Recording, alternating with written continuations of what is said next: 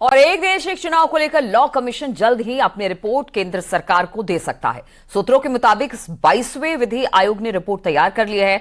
आयोग के अध्यक्ष जस्टिस ऋतुराज अवस्थी की अगुवाई में इस रिपोर्ट को तैयार किया गया है। सूत्रों के मुताबिक इस मामले पर 7 महीने पहले यानी कि फरवरी से ही राजनीतिक दलों और अन्य हितधारकों से बातचीत कर ली गई।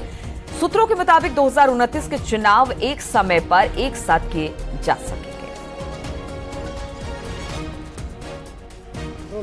एक देश एक चुनाव के मामले में लॉ कमीशन की तरफ से लगभग तैयारियां पूरी कर ली गई हैं और जल्द ही लॉ कमीशन अपनी ये रिपोर्ट केंद्र सरकार को सौंप सकती है। 22वीं लॉ कमीशन की जो रिपोर्ट है, जिसमें एक देश और एक चुनाव की प्रक्रिया को लेकर जो तमाम तैयारियां थी वो लगभग पूरी कर ली गई हैं। लॉ कमीशन के चेयरमैन ऋतुराज अवस्थी ने संबंधित पक्षकारों से इस मामले में बैठक भी कर ली है।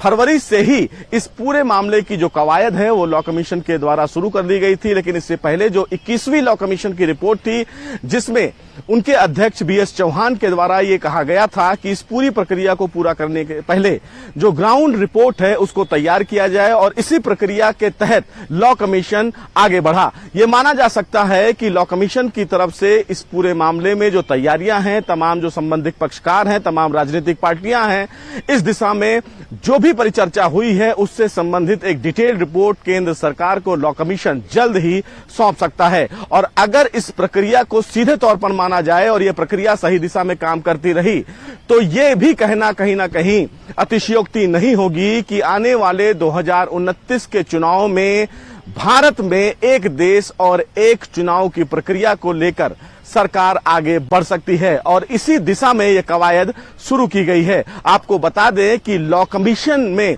इस पूरी प्रक्रिया को लेकर भी कल एक बड़ी मीटिंग होने वाली है, जिसमें यह तय किया जाएगा और यह फाइनलाइज किया जाएगा कि आने वाले दिनों में इस पूरी रिपोर्ट को केंद्र सरकार को कब तक सौंपी जाए।